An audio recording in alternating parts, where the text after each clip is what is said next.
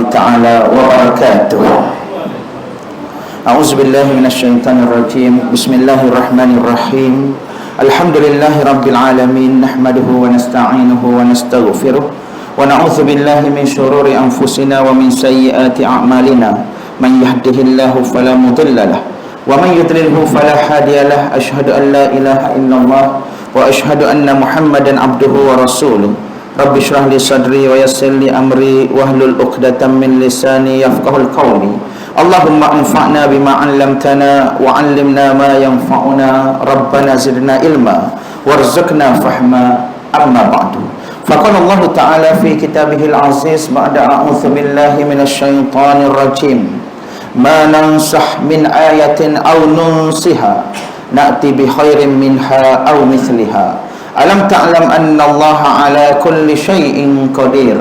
ألم تعلم أن الله له ملك السماوات والأرض وما لكم من دون الله من ولي ولا نصير. أم تريدون أن تسألوا رسولكم كما سئل موسى من قبل ومن يتبدل الكفر بالإيمان فقد ضل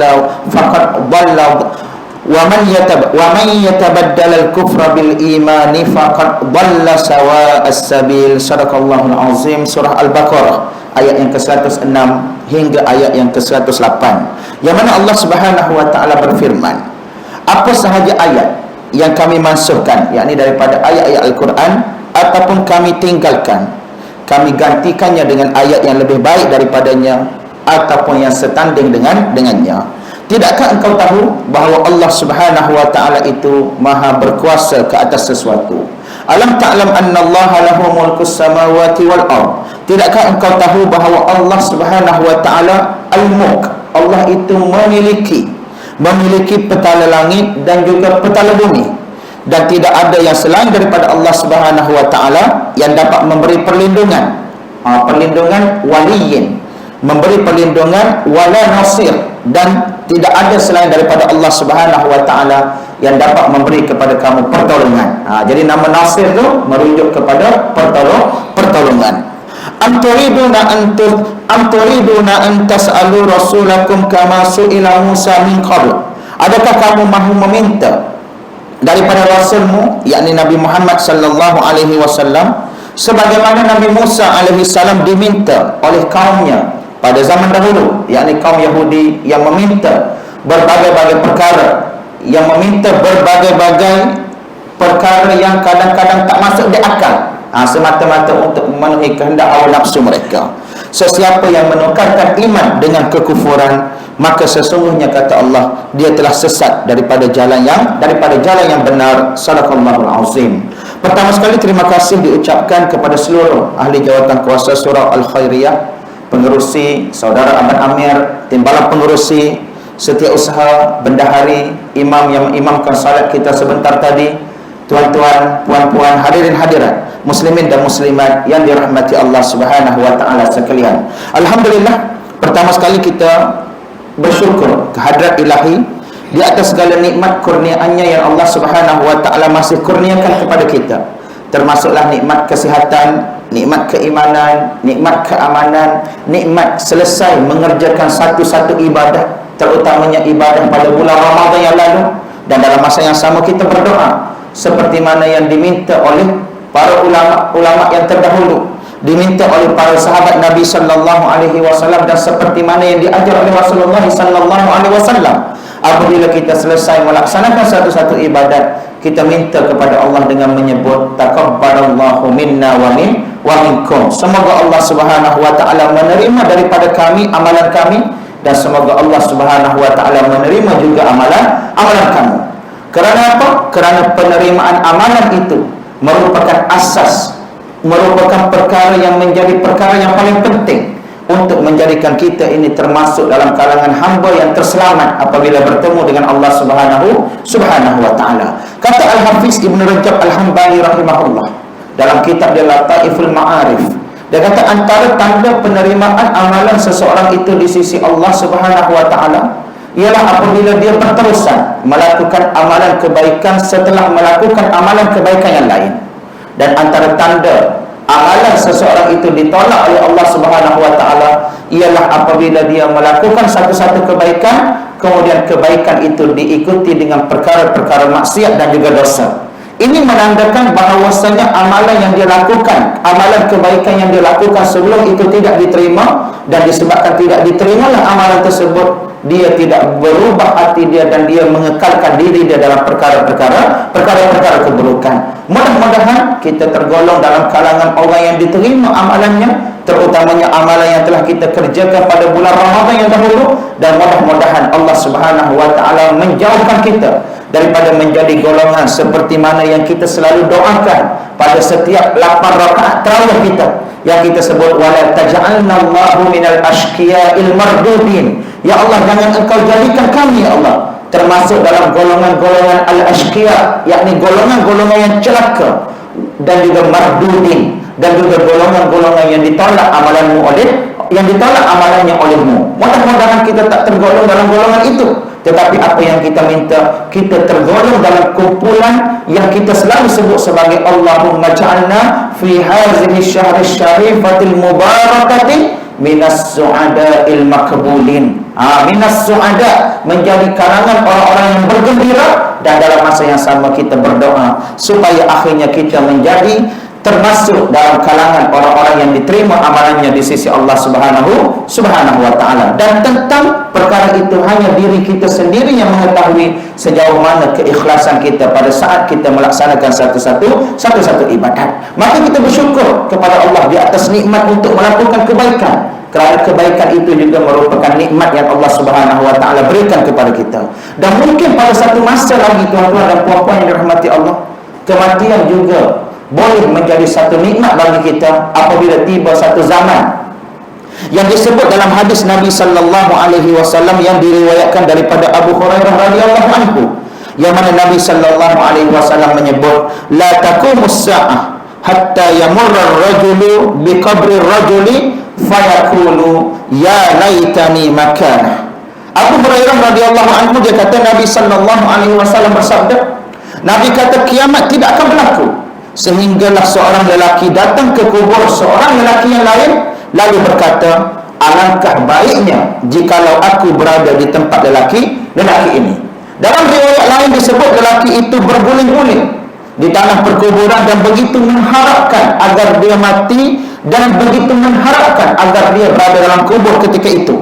Dan situasi ini timbul bila mana musibah yang sangat besar menimpa manusia pada ketika itu, tiada apa yang diharapkan oleh orang-orang yang beriman melainkan Allah Subhanahu wa taala mematikan mereka secepat mungkin dan menjauhkan mereka daripada musibah, bala, bencana, fitnah, kemaksiatan yang berlaku pada saat-saat hari kiamat akan tiba. Kita hari ini tuan-tuan dan puan-puan yang dirahmati Allah, ada beberapa perkara yang kita lihat seolah-olah dan juga seolah-olah dekat dan juga hampir dengan tanda-tanda akhir kiamat. Antaranya ialah bab yang berkaitan dengan penyakit yang berleluasa.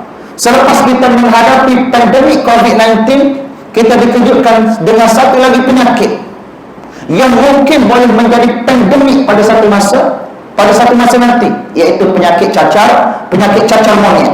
Dan hari ini di kalangan kanak-kanak di negara kita pun sudah banyak dijangkiti dengan satu penyakit lain yang disebut sebagai penyakit HFMD,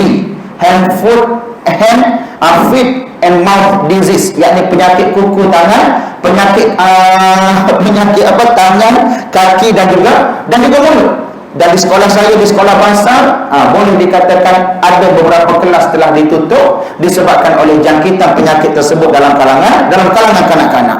Maka mungkin satu masa lagi apabila tiba saat dunia ini sudah mula bergelora, krisis makanan berlaku di merata-rata tempat, krisis ekonomi berlaku di merata-rata tempat, krisis antara sesama manusia, yakni peperangan sentiasa berlanjutan, mungkin pada satu saat lagi kematian itu juga menjadi nikmat yang besar bagi orang-orang yang beriman, seperti mana yang disebutkan dalam hadis ini. Nabi sallallahu alaihi wasallam kata, tidak berlaku kiamat sehingga apabila datang seorang lelaki ke kuburan lelaki yang lain, lalu dia berkata, ya laitani makana, alangkah baiknya seandainya tempat ini, yakni kubur itu menjadi tempatnya. Jadi Al-Hafiz Ibn Hajar Al-Asqalani ketika mengulas hadis ini dia kata, cemburukan ahli kubur dan mengharapkan kematian ketika kejahatan terzahir, lantaran timbul rasa takut akan menjejaskan agama disebabkan oleh kuatnya kebatilan dan juga pendukungnya, dan disebabkan oleh maksiat serta kemungkaran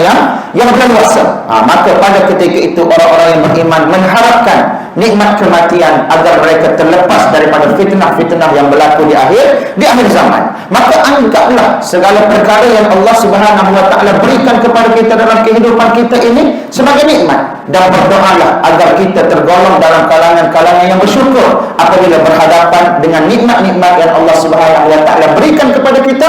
Dan mudah-mudahan Allah Subhanahu wa taala menerima kebaikan yang kita lakukan pada masa-masa lalu dan juga pada masa-masa yang akan datang, insya-Allah. Jadi tuan-tuan dan puan-puan yang dirahmati Allah, insya-Allah pada malam ini kita akan menyambung perbahasan kita pada ayat yang seterusnya, iaitu ayat yang ke-106 hingga ayat yang ke-108 daripada surah Al-Baqarah.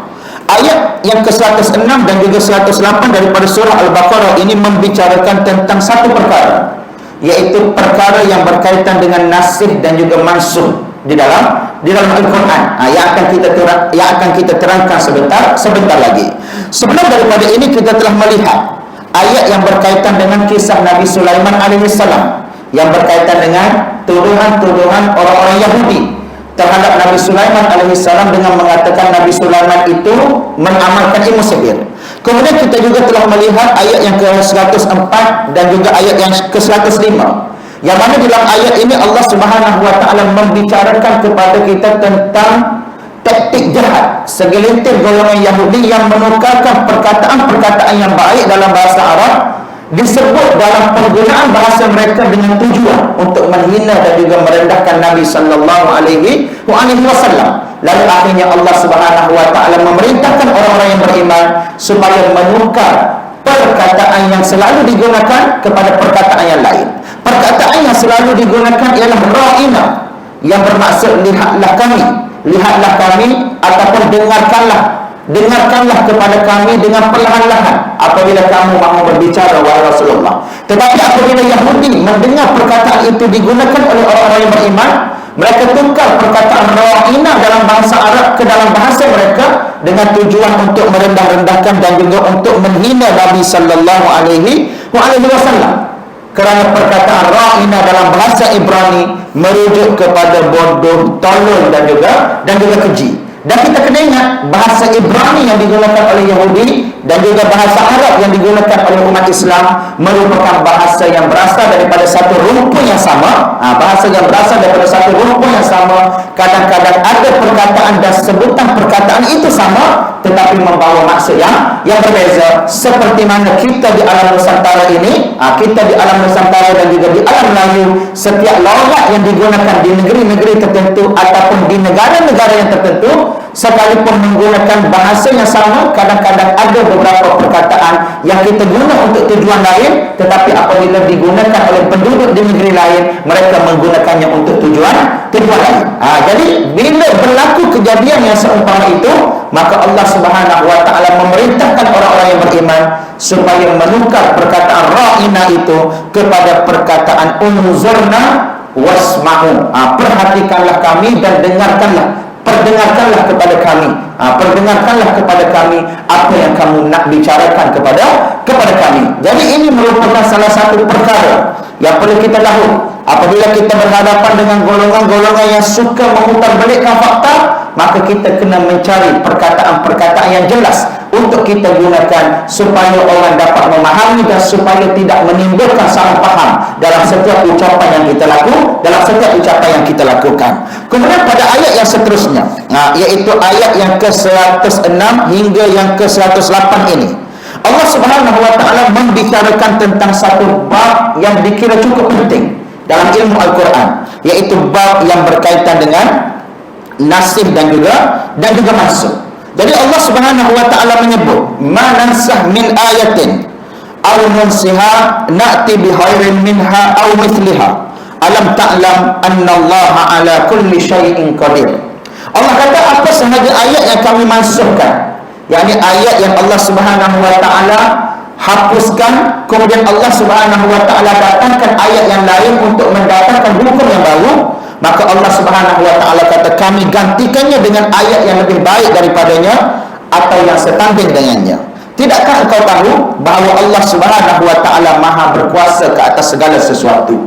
Jadi ayat yang ke-106, ayat yang ke-106 ini yang berkaitan dengan nasih dan juga mansuh ini masih meneruskan bicaranya tentang taktik kotor Yahudi untuk menggugat akidah umat Islam dan mempertikaikan kewibawaan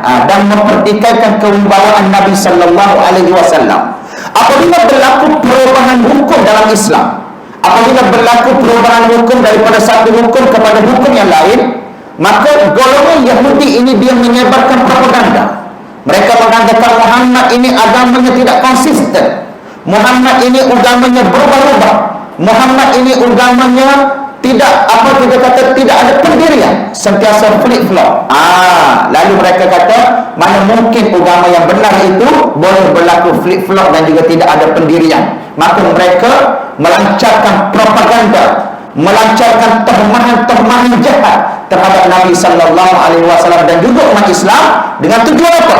Dengan tujuan untuk mempertikaikan, dengan tujuan untuk menggugat akidah umat Islam dan dalam masa yang sama untuk mempertikaikan kewibawaan Nabi sallallahu alaihi wasallam. Jadi Allah Subhanahu wa taala pun sebut manansah min ayatin aw nunsiha na'ti bi khairin minha aw misliha. Apa sahaja ayat yang kami mansuhkan ataupun yang kami tinggalkan, tujuannya tidak lain dan juga tidak bukan untuk kami gantikannya dengan ayat yang lebih baik daripadanya ataupun yang setanding dengannya. Dan Al-Quran ini diturunkan beransur-ansur mengikut kejadian dan juga peristiwa, sesuai dengan kaedah pendidikan yang lebih berkesan untuk mendidik masyarakat Arab jahiliyah dan lebih banyak mendatangkan kebaikan kepada pendidik dan juga pihak yang dididik. Lebih tepat lagi, apabila dilihat pada sesetengah hukum, ianya hanya sesuai untuk jangka waktu yang singkat, kemudian perlu ditukar kepada hukum yang lain dan juga lebih terkini. Macam kita tuan-tuan dan puan-puan yang dirahmati Allah, dalam apa jua perkara yang nak kita lakukan dalam kehidupan kita ni, kita ada plan jangka masa pendek dan juga plan jangka masa panjang. Jadi Al-Quran begitu juga. Ketika Allah Subhanahu wa taala menurunkan Al-Quran kepada Rasulullah sallallahu alaihi wasallam berdasarkan kepada sesuatu peristiwa untuk mendidik masyarakat Arab, maka Al-Quran turunkan sesuai dengan keadaan masyarakat Arab itu. Apabila masyarakat sudah mulai terdidik dan dididik dengan acuan Al-Quran dan masyarakat mulai memahami isi kandungan Al-Quran dengan baik, maka akhirnya hukum itu diubah untuk memberi kesan yang lebih baik kepada jangka panjang. Sebagai contoh, pada peringkat awal Nabi sallallahu alaihi wasallam melarang daripada menziarahi kubur pada peringkat awal. Kenapa Nabi sallallahu alaihi wasallam melarang pada peringkat awal? Kerana takut umat Islam ini menjadi seperti orang-orang jahiliyah yang meratapi kematian sehingga mengukur-ukur badan mereka dan juga mengoyak-ngoyak pakaian mereka. Kemudian apabila orang sudah mula faham Islam dengan baik, orang sudah mula faham tentang hakikat iman yang sebenar, apabila orang sudah faham tentang konsep tawakal yang sebenar kepada Allah Subhanahu wa taala serta menyerahkan takdir kepada Allah Subhanahu wa taala, maka akhirnya Nabi sallallahu alaihi wasallam kata, hari ini kamu dibenarkan untuk menziarahi kubur. Kenapa jadi begitu? Kenapa pada peringkat awal Nabi sallallahu alaihi wasallam larang dan kenapa seterusnya Nabi sallallahu alaihi wasallam membenarkan? Kerana Nabi sallallahu alaihi wasallam berfikir dalam dua kerangka masa pendek dan juga kerangka masa panjang. Seandainya tidak dibenarkan langsung sehingga ke akhirnya, maka bagaimana seseorang itu boleh datang ke kubur untuk mengingati kematian dan seterusnya berusaha untuk mendatangkan amalan yang soleh untuk mereka bawa ketika mereka hendak meninggalkan dunia ini. Maka disebabkan oleh proses pendidikan yang dilakukan oleh Rasulullah sallallahu alaihi wasallam dan kefahaman sudah mulai muncul dalam kalangan masyarakat Islam pada ketika itu. Lalu akhirnya kebenaran untuk menziarahi kubur diberikan oleh Rasulullah sallallahu alaihi wasallam. Itu salah satu contoh yang kita boleh kemukakan tentang bab yang berkaitan dengan perubahan hukum semata-mata untuk mendidik masyarakat berdasarkan kepada kesan jangka masa pendek dan juga kesan jangka masa panjang. Jadi kaum Yahudi cuba untuk memperhatikan hikmah pindaan dan penukaran hukum-hukum yang diturunkan oleh Allah Subhanahu wa taala untuk disesuaikan dengan perkembangan dan keadaan yang dihadapi oleh umat Islam. Jadi mereka pun melancarkan propaganda dan juga tumahan jahat terhadap umat Islam, mempertikaikan kewibawaan Nabi sallallahu alaihi wasallam, mempertikaikan keabsahan Al-Quran, mempertikaikan keaslian Al-Quran. Kerana mereka kata tak mungkin hukum Tuhan itu boleh berubah. Pindaan dan penukaran hukum itu telah dijadikan modal propaganda mereka untuk menggoncangkan kepercayaan orang ramai terhadap Islam.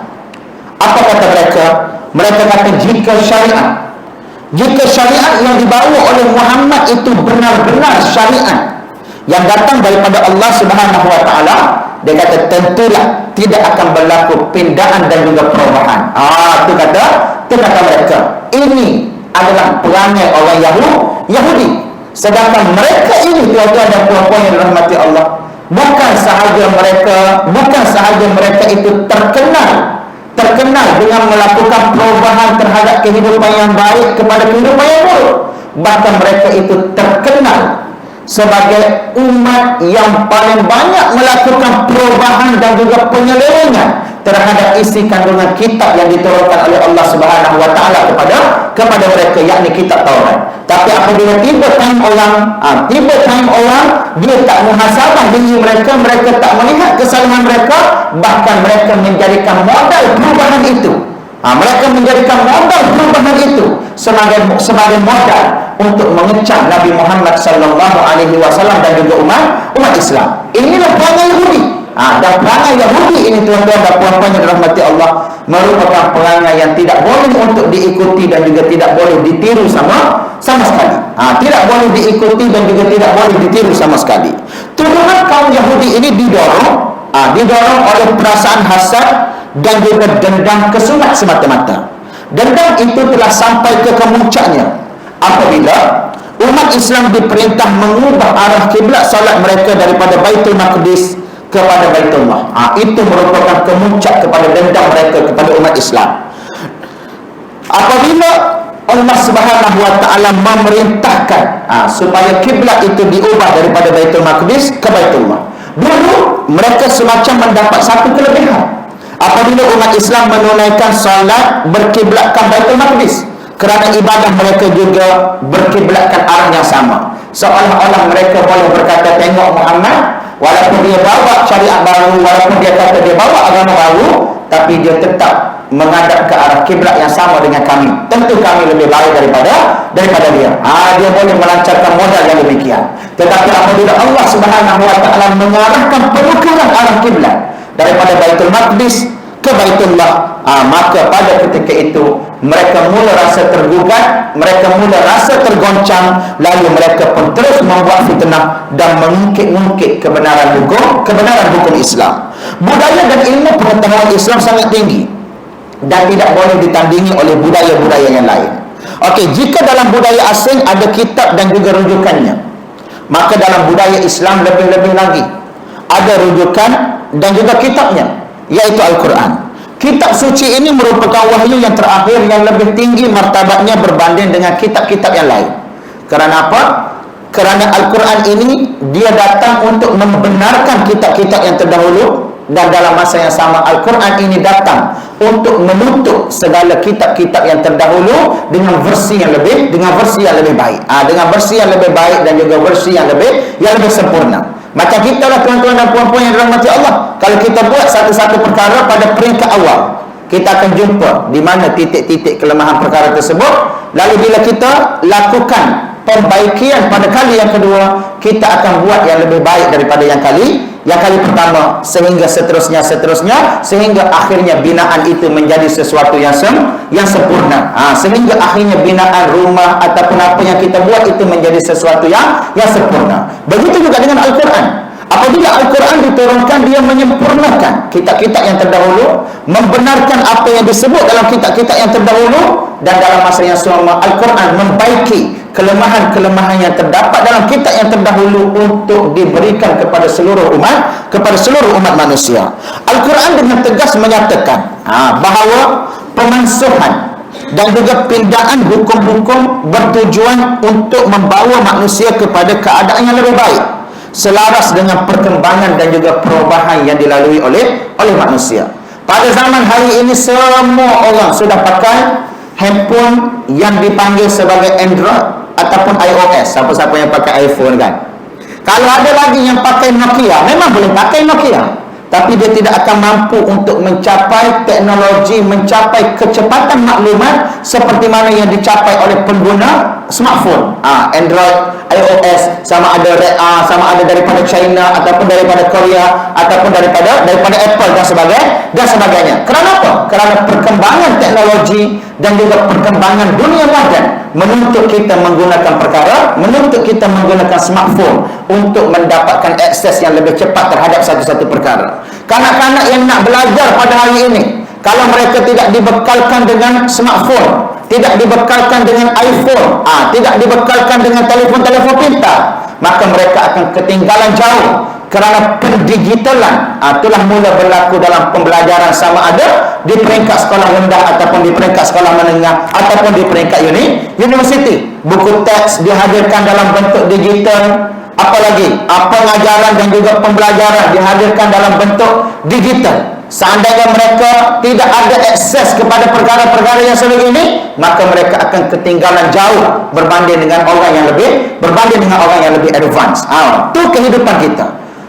Apatah lagi Al-Quran yang merupakan manual, yang merupakan kitab panduan untuk kita sepanjang zaman. Sudah pasti Al-Quran itu akan mendatangkan sesuatu yang lebih baik, selaras dengan perkembangan dan juga perubahan yang ada pada manusia.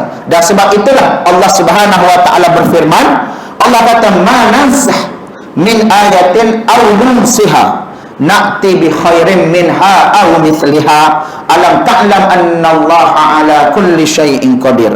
Allah kata, apa sahaja yang kami mansuhkan ataupun kami tinggalkan, kami gantikannya dengan ayat yang lebih baik daripadanya ataupun yang setanding dengannya. Tidakkah engkau tahu? Alam ta'lam anna Allah ala kulli syai'in qadir. Tidakkah engkau tahu bahawa Allah Maha berkuasa ke atas sesuatu?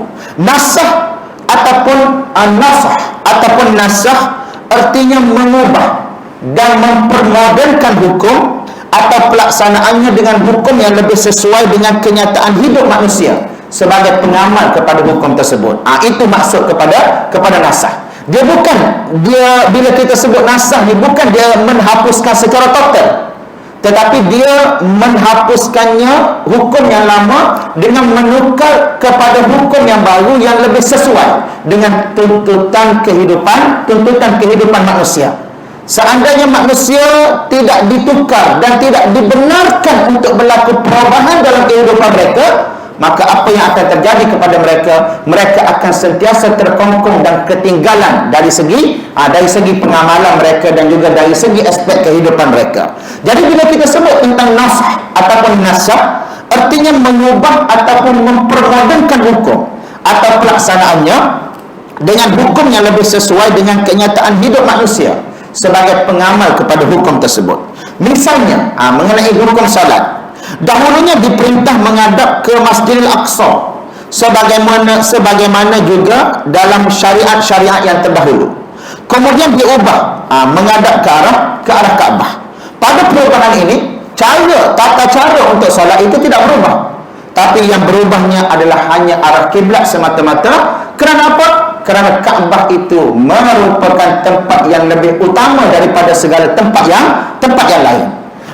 Kaabah ataupun Baitullah itu merupakan rumah pertama yang dibina sebelum dibinanya Masjidil Aqsa dan juga dibinanya Masjid An-Nabawi. Baitullah itu dibina oleh Nabi Ibrahim alaihissalam Masjidil Aqsa juga dibina oleh Nabi Ibrahim alaihi salam. Dan Masjid An-Nabawi dibina oleh Nabi Muhammad sallallahu alaihi wasallam. Dibina Baitullahil Haram ataupun dibina Kaabah itu dikatakan sejajar dengan satu lagi Kaabah yang berada di yang berada di Baitul Izzah, yang menjadi tempat para malaikat untuk Baitul Ma'mur, yang berada di Baitul Ma'mur, yang menjadi tempat untuk para malaikat bertawaf ketika mereka berada di langit. Kedudukannya sejajar dan dikatakan sebagai the center of the earth, merupakan pusat kepada bumi ini.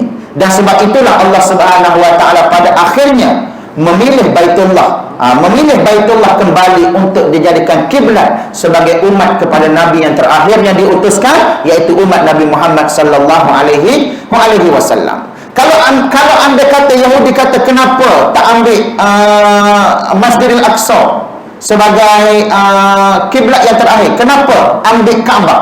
Kita kata kedudukan Kaabah itu lebih utama kerana dia yang utama dibina. Siapa yang bina? Dua-dua Nabi Ibrahim. Kalau kamu kata Nabi Ibrahim itu mulia di sisi kamu, kenapa kamu tak boleh terima Nabi Ibrahim sebagai pembina Baitullah itu juga mulia? Itu persoalan yang kita jawab. Kemudian yang ketiga, kita boleh jawab kepada mereka, Baitullah itu merupakan kedudukannya sejajar dengan Kaabah di langit yang berada di Baitul Ma'mur, yang sudah tentu lebih baik kedudukannya dan sudah tentu lebih baik keputusannya apabila Allah Subhanahu wa taala memilih untuk menjadikan Kaabah ataupun Baitullah itu sebagai kiblat bagi orang-orang yang beriman. Ada juga nasah berlaku dengan menghapuskan hukumnya sama sekali, seperti hukum beberapa jenis makanan yang dahulunya dilarang Bani Israel memakannya. Bani Israel ada beberapa benda yang dilarang untuk mereka makan. Antaranya, kalau tak silap, unta apa mereka tak boleh makan. Kemudian hukum itu dimasukkan dalam syariat Islam dan dihalalkan untuk memakannya. Maknanya Allah Subhanahu wa taala menghapuskan pengharaman terhadap perkara yang halal. Bukan bermaksud menghapuskan pengharaman terhadap perkara yang haram pada peringkatnya, pada peringkat awalnya. Pada peringkat awalnya, makanan yang diharamkan kepada Bani Israel itu halal. Tetapi Bani Israel ini dia poyo. Tuan-tuan dan puan-puan yang dirahmati Allah, dia belagak. Dia kata kami tak akan makan benda ni. Sebab Israel tidak makan benda ni, yakni Nabi Yaqub alaihi salam. Lalu akhirnya mereka mengharamkan ke atas diri mereka makanan tersebut. Lalu Allah Subhanahu wa taala mengharamkan ke atas mereka apa yang telah mereka haramkan ke atas diri mereka sendiri. Sedangkan hakikatnya perkara itu merupakan perkara yang halal pada peringkat awal. Begitu kedudukannya. Kemudian apabila datang syariat Islam dia macam restore kembali hukum asal yang membolehkan makanan itu dimakan dan memasukkan hukum yang dikenakan ke atas Bani Israel sebagai hukuman ke atas mereka yang mengharamkan perkara yang dihalalkan oleh Allah Subhanahu wa taala. Dan sebab tu Allah Subhanahu wa taala kata, apa sahaja yang kami nak masukkan, apa sahaja yang kami tinggalkan, tidaklah kami lakukannya melainkan kami datangkan sesuatu yang lebih baik daripadanya. Boleh nampak tak bagaimana Allah Subhanahu wa taala berinteraksi dengan golongan-golongan yang sebegini, terutamanya golongan Yahudi. Antara sunnatullah ialah setiap kali Rasul baru dibangkit menggantikan Rasul-Rasul yang terdahulu. Pindaan pada hukum dan peraturan setiap kali penukaran para Rasul itu juga turut berlaku. Setiap kali kebangkitan para Rasul itu turut berlaku. Begitu juga dalam syariat. Beberapa pindaan dan pemansuhan hukum-hukum kecil yang bersifat furu', bukan hukum-hukum dasar yang bersifat akidah, tetapi hukum-hukum yang bersifat fiqh. Adapun hukum-hukum yang bersifat dengan dasar akidah itu sama sekali tidak berubah, kerana setiap rasul yang dibangkit dan juga diutuskan oleh Allah Subhanahu wa taala, tujuan mereka dibangkit dan diutuskan tidak lain dan juga tidak bukan untuk mengajak manusia untuk beribadah kepada Allah Subhanahu wa taala, mentauhidkan Allah dengan sebenar-benar tauhid dan mengabdikan diri kepada Allah dengan sebenar-benar pengabdian. Wajtanibut tauhid. Dan selain daripada mentauhidkan Allah, mengabdikan diri kepada Allah, tujuan para rasul dan juga para nabi dibangkitkan adalah untuk menjauhkan manusia daripada perkara-perkara tauhid. Itu perkara dasar. Yang itu tak berubah. yang banyak berubah setiap kali berlakunya kebangkitan para nabi dan juga para rasul ialah bila? Ialah berlakunya perubahan terhadap hukum-hukum kecil yang mana ia berlaku sesuai dengan sunnah dalam setiap pelaksanaan hukum atas prinsip beransur-ansur ataupun berperingkat-peringkat. Pindaan hukum pada hakikatnya sama, dia kata, dengan tindakan doktor yang mengubah jadual makan seseorang pesakit atau digantikan jenis makanan dan ubatan-ubatan yang lebih sesuai. Pemasangan hukum-hukum itu ada yang digantikan dengan hukum-hukum yang lebih senang untuk dipraktikkan oleh manusia, seperti hukum yang kita sebutkan tadi, makanan yang diharamkan tadi, dihalalkan oleh Allah Subhanahu wa taala. Diharamkan ke atas Bani Israel je, kemudian dihalalkan oleh Allah. Kerana apa? Kerana Bani Israel itu poyo. Seperti mana yang kita sebut, dia poyo. Dia benda halal, dia bajak-bajak nak kata benda tu haram bagi dia. Lalu akhirnya Allah haramkan sungguh pada muka dia. Lalu bila Allah Subhanahu wa taala turunkan syariat kepada Nabi sallallahu alaihi wasallam, Allah Subhanahu wa taala rista balik hukum yang telah diharamkan ke atas Bani Israel dengan memberi kelonggaran kepada umat Islam. Itu yang pertama. Ada kalanya hukum yang dimasukkan itu digantikan dengan hukum yang lebih senang. Macam seorang doktor lah, kalau dia tengok pesakit itu teruk, dia akan bagi dos yang lebih kuat.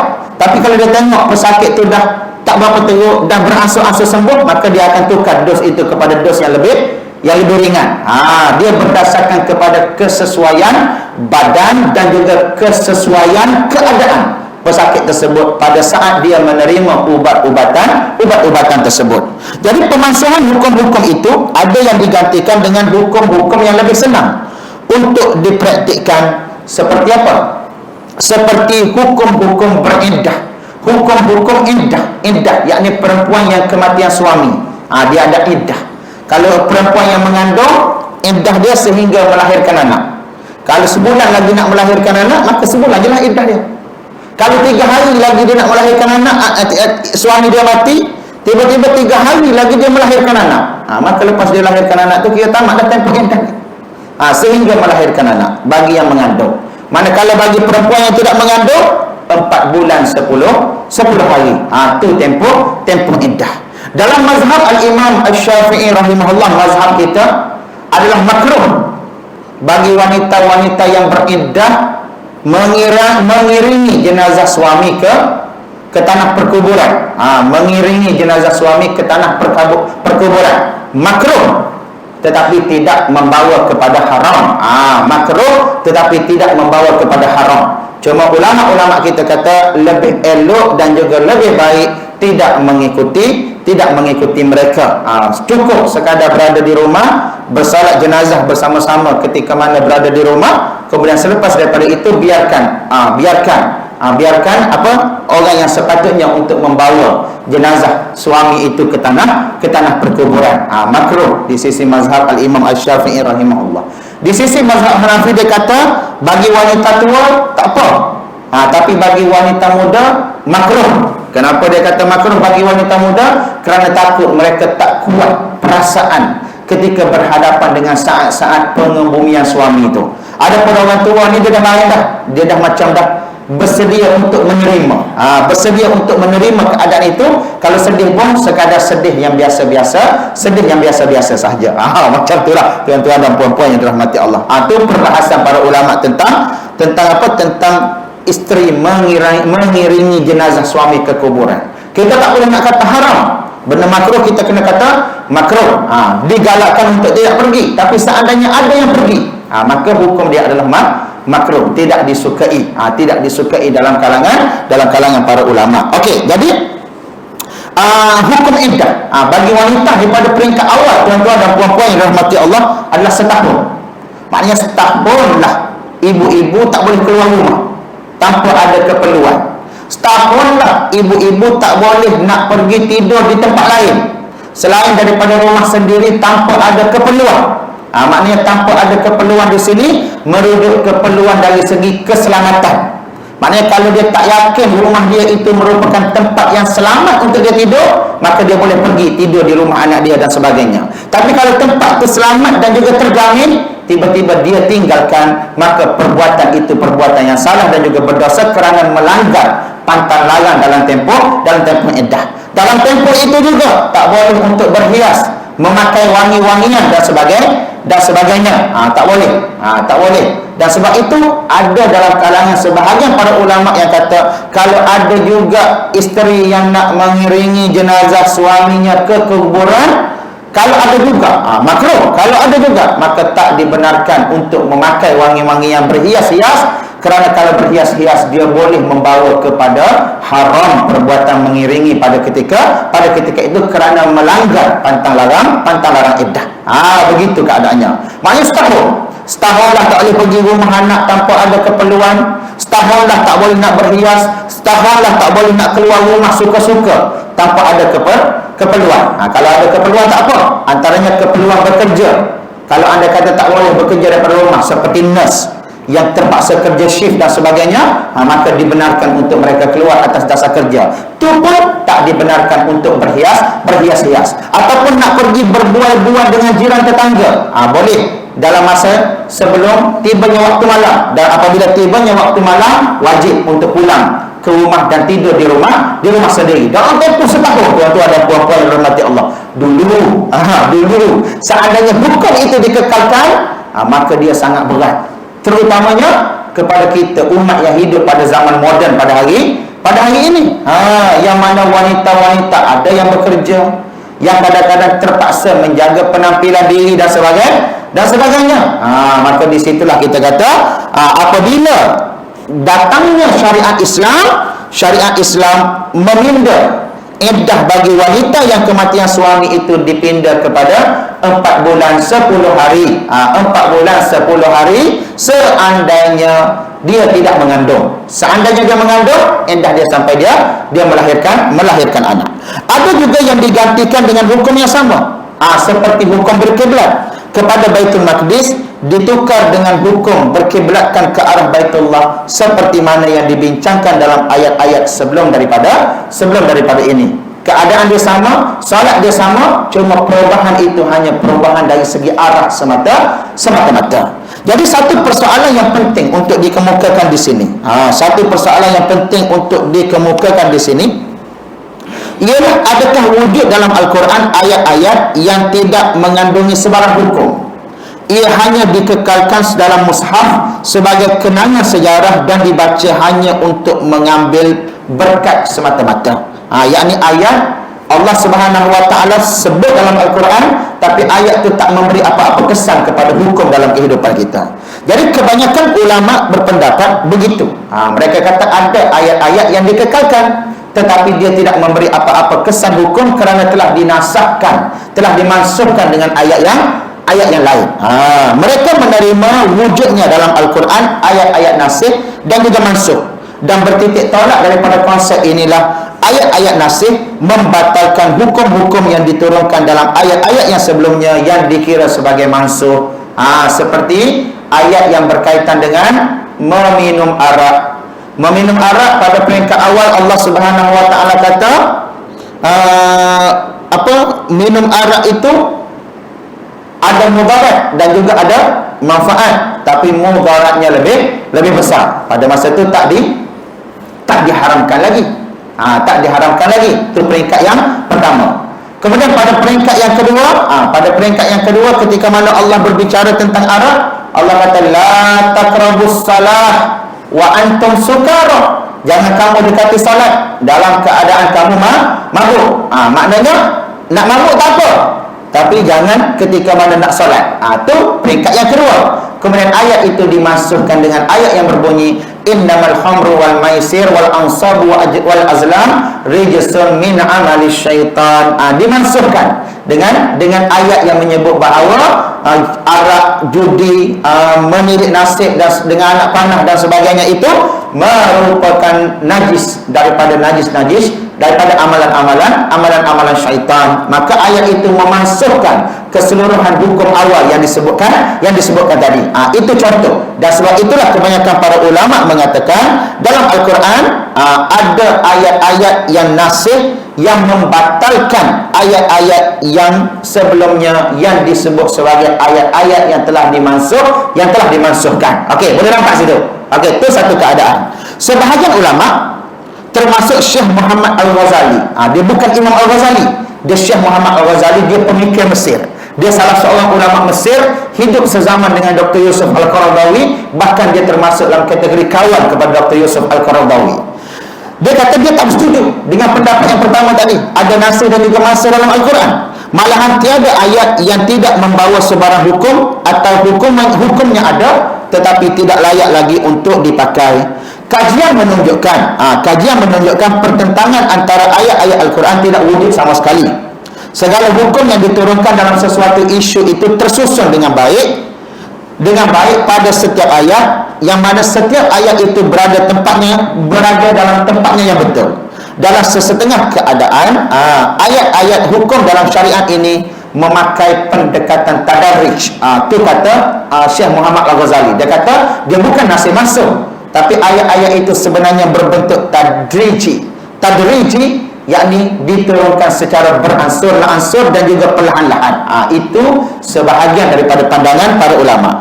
Pendekatan ini tidak boleh dianggap sebagai nasab seperti yang berlaku pada pengharaman Arab. Itu kata dia. Ubat-ubat perlu dikekalkan selagi penyakit masih ada. Jika ada ubat yang tidak sesuai dengan seorang pesakit, mungkin ubat yang sama mungkin sesuai dengan pesakit yang lain. Adakah keadaan seumpama ini boleh dianggap ubat berkenaan sudah tidak berguna lagi? Itu untuk pandangan yang mengatakan tak ada nasih mansuh dalam Al-Quran. Itu bagi yang menyatakan demikian. Tetapi pemahaman yang tidak tepat terhadap konsep nasah dalam Al-Quran memungkinkan sesetengah mufassirin menolak ayat-ayat dalam surah At-Taubah yang membicarakan tentang hubungan dengan orang kafir dan dimasyhurkan dengan nama ayat As-Saif, iaitu ayat perang yang berbunyi wa qatilul musyrikina kafatan kama yuqatilunakum kafah wa'lamu annallaha ma'al muttaqin. Dan perangilah kaum musyrikin keseluruhannya sebagaimana mereka memerangi kamu secara keseluruhannya. Ketahuilah Allah Subhanahu wa taala bersama-sama dengan orang yang bertakwa. Maknanya seandainya kefahaman terhadap nasih dan juga mansuh itu tidak tepat, maka dia akan memungkinkan berlakunya penolakan terhadap beberapa hukum dalam Al-Quran, terutamanya hukum yang mereka menganggap berlaku dalam proses tadriji tadi, berlaku dalam proses beransur-ansur tadi. Tidak dinafikan jika hukum pada ayat ini diperlakukan terhadap semua orang kafir tanpa mengambil kira hukum dalam ayat-ayat yang sebelumnya, maka ia adalah satu tindakan yang berani dan asing terhadap wahyu Al-Quran. Taksiran seumpama ini selain tidak tepat, boleh dianggap sebagai satu keterlaluan terhadap Al-Quran dan orang bukan Islam yang terdiri daripada pelbagai jenis dan juga ragam manusia. Kalau anda kata nak kena bunuh secara keseluruhan, maka ia bertentangan dengan prinsip Al-Quran yang mengajak kita untuk sentiasa sentiasa menyiasat sesuatu perkara sebelum mengambil satu-satu tindakan. Maksud yang terdapat dalam Al-Quran ialah perincian hukum terhadap keterangan-keterangan ayat secara umum dan pembatasan hukum kepada ayat-ayat yang menyebutnya secara mutlak. Jadi ayat-ayat ini tidak boleh dianggap sebagai nasah dengan erti hukumnya telah dibatalkan.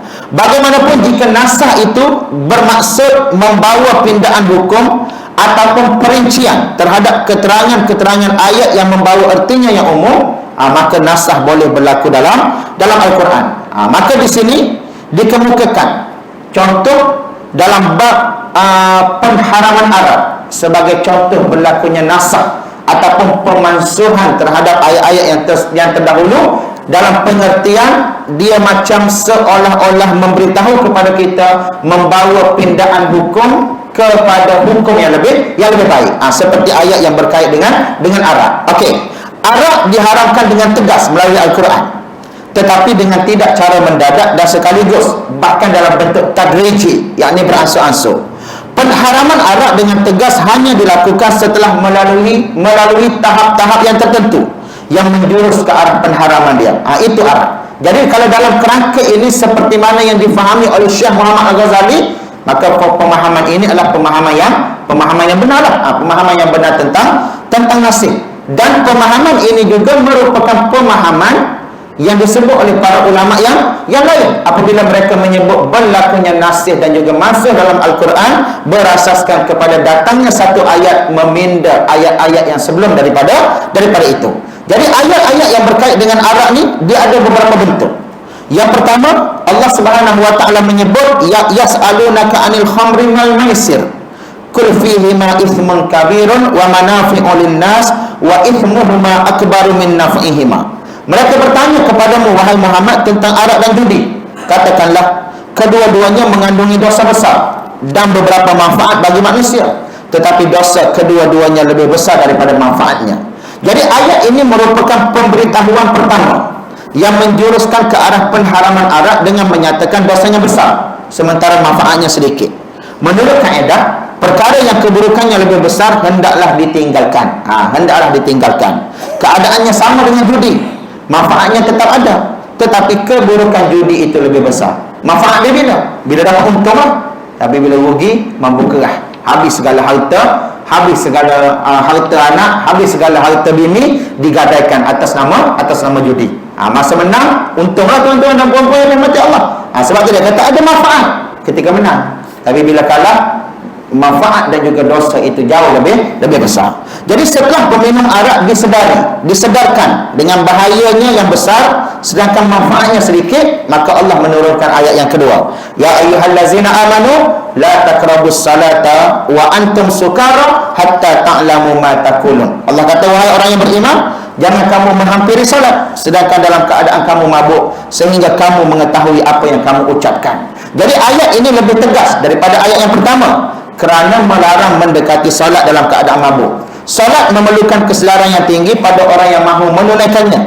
Larangan ini mendidik para pemabuk arak untuk mengurangkan pengambilan arak bagi memungkinkannya menunaikan salat dalam keadaan akal sedar yang sempurna. Setelah ayat ini diturunkan dan peminum terasa susah untuk mengatur waktu minum bagi menyesuaikannya dengan waktu salat, terutamanya berjemaah, maka turun pula ayat yang terakhir yang menyatakan bahawa arak, judi, memuja berhala dan meramal nasib dengan menggunakan anak panah itu adalah amalan-amalan kotor dan juga termasuk dalam perbuatan syaitan. Jadi ayat ini dengan tegas mengharamkan pengambilan arak. Riwayat menyebutkan ada para sahabat yang memecahkan tempayang-tempayang arak dan membuangnya di longkang-longkang dan parit-parit di kota Madinah sebaik sahaja ayat ini dinuzulkan. Sebaik ayat ini dinuzulkan. Jadi ayat arak pada asalnya dihalalkan. Kemudian dengan ayat-ayat tersebut akhirnya arak itu diharamkan. Jadi sesetengah mufassirin menterjemahkan sakara dengan arti mabuk, dengan arti mabuk, manakala Syekh Muhammad Al-Ghazali dia kata sakara itu lebih dekat arti gula berbanding mabuk apabila berbicara tentang ayat yang berkait dengan arak yang halal pada peringkat awal. Jadi dia kata arak tu memang Allah nak haramkan daripada awal, tak ada pemansuhan. Tapi Allah didik supaya manusia itu berperingkat-peringkat. Itu pemahaman Syekh Muhammad Al-Ghazali. Itu pandangan dia. Ada pandangan ulama yang lain kata tak. Ayat yang sebelumnya memang menhalalkan, tetapi dimansuhkan dengan ayat yang mengharamkan. Jadi ulama juga berbeza pendapat tentang konsep nasih dan juga mansuh dalam Al-Quran. Tentang konsep nasih dan juga mansuh dalam Al-Quran. Kerana apa? Kerana perbezaan itu adalah berasaskan kepada pemahaman mereka terhadap kalimah-kalimah yang digunakan dalam satu-satu ayat. Dan kita kena ingat tuan-tuan dan puan-puan yang dirahmati Allah. Ni last ni. Kalimah-kalimah dalam Al-Quran ni kadang-kala walaupun kita terjemah dia seakan-akan membawa makna yang sama, tetapi sebenarnya dia mempunyai perbezaan apabila diterjemahkan secara terperinci. Saya bagi beberapa contoh. Antaranya perkataan Rabb dengan ilah. Kita sebut Alhamdulillahirabbil alamin, segala puji bagi Tuhan sekalian alam. La ilaha illallah, tiada Tuhan selain daripada Allah. Rabb diterjemah sebagai Tuhan, ilah diterjemah sebagai Tuhan secara satu peringkat. Tapi bila kita pergi ke satu peringkat yang lain, Rabb itu merujuk kepada Tuhan yang mentadbir sekalian alam. Manakala ilah itu merujuk kepada Tuhan yang esa, yang hanya dia layak sahaja untuk disembah. Walaupun kedua-duanya diterjemahkan sebagai Tuhan. Dalam surah Al-Kahfi, ketika Allah Subhanahu wa taala menceritakan tentang kisah Zulkarnain, ketika mana satu kaum meminta kepada Zulkarnain untuk membina satu tembok yang menghalang antara mereka dengan Ya'juj dan juga Ma'juj. Inna Ya'juj wa Ma'juj mufsidun fil ard. Mereka melakukan kerosakan di atas muka bumi. Maka mereka minta kepada Zulkarnain untuk bina apa? Waja'alna bainana wa bainahum sadda. Jadikanlah di antara kami dan mereka sadda, yakni satu benteng. Tiba-tiba yang Iskandar Zulkarnain bina, dia tak bina benteng, dia tak bina sadda, tapi dia bina radma. Sadda dan juga radma, sadda dan juga radma dia berbeza, tetapi kadang-kadang diterjemahkan sebagai benteng. Sedangkan bila kita sebut sadda, dia merujuk kepada benteng yang berbentuk daripada bawah sampai ke atas, yang menghalang pertemuan antara kedua-dua kumpulan, tetapi masih boleh dipanjat, seperti mana yang berlaku tembok besar Cina dan sebagainya. Apa yang dibina oleh Zulkarnain, dia tak bina sadda yang berbentuk begitu, tapi dia bina benteng yang berbentuk radma. Benteng yang berbentuk radma di sini merujuk kepada benteng yang menutup secara keseluruhan sehingga tidak mampu untuk dipanjat dan juga tidak mampu untuk dinaiki. Dan perkataan sadda dan juga radma itu walaupun diterjemahkan sebagai benteng pada satu peringkat, tetapi bila kita pergi kepada terjemahan yang lebih mendalam, dia membawa kepada keadaan yang berbeza antara kedua-dua benteng tersebut. Dan sebab itu para ulama kata, bila kita baca Quran, kita kena amati setiap perkataan, kerana setiap perkataan itu pasti membawa makna yang berbeza apabila diamati secara mendalam. Dan daripada kisah Zulkarnain kita dapat lihat bagaimana seorang pemimpin yang agung apabila diminta untuk melakukan sesuatu, dia pasti akan memberikan sesuatu yang lebih baik. Dia pasti akan memberikan sesuatu yang lebih baik kepada orang yang meminta pada ketika itu. Dan begitu juga kita, bila kita telah berjanji untuk memberi sesuatu kepada orang, berikanlah yang terbaik yang kita boleh beri, seperti mana Zulkarnain telah memberinya kepada kaum yang meminta pertolongan kepadanya. Jadi perbezaan tafsiran ini berlaku sebab apa? Sebab kadang-kadang dalam Al-Quran, dalam penggunaan bahasa Arab itu, ia difahami secara berbeza oleh para ulama yang berbeza. Wallahu ta'ala a'lam. Jadi dalam kes Arab tadi, sebahagian ulama kata nasi masuk, manakala sebahagian ulama kata tak, dia bukan nasi masuk, tapi dia disebut sebagai tadriji, yakni beransur-ansur sebagai satu bentuk pendidikan. Maknanya dia tak dimasukkan, dia bukan bermaksud dia dihalalkan pada peringkat awal kemudian diharamkan. Dia tak bermaksud macam tu, tapi sebenarnya ia berbentuk satu pendidikan, satu sehingga akhirnya diharamkan secara sempurna. Manakala ulama yang lain kata tak, peringkat awal dia dihalalkan, tapi akhirnya bila sampai satu masa Arab itu memberi keburukan yang banyak, lalu akhirnya dia dimansuhkan dengan ayat yang menyatakan pengharaman Arab. Wallahu ta'ala a'lam. Kita berhenti dulu di sini, insya-Allah kita bertemu lagi pada masa-masa yang akan datang, insya-Allah. Ada soalan tuan-tuan dan puan-puan yang dirahmati Allah? Insya-Allah lepas ni kita ada tahlil untuk arwah Aziz bin Uthman dan juga almarhumah Buruk binti Umar, insya-Allah lepas daripada solat Isya, insya-Allah. Kalau andai kata tak ada lagi soalan, insya-Allah kita berhenti di sini. Kita bertemu lagi pada masa-masa yang akan datang. Mudah-mudahan Allah Subhanahu wa taala berkati pertemuan kita dan Allah Subhanahu wa taala memberi kefahaman kepada kita dalam agama kita. Satu perkara yang paling penting pasca bulan Ramadan yang telah berlalu, yang betul-betul kita tak boleh tinggalkan, ialah Al-Quran itu sendiri. Teruskanlah membaca Al-Quran, memahami isi kandungan Al-Quran, dan mengambil hikmah-hikmah yang tersembunyi, yang terdapat dalam Al-Quran. InsyaAllah kita akan sentiasa dipandu di sepanjang perjalanan kehidupan kita. Wassallallahu ala Muhammad wa ala alihi wa sahbihi wa baraka wa sallam. Assalamualaikum warahmatullahi ta'ala wabarakatuh.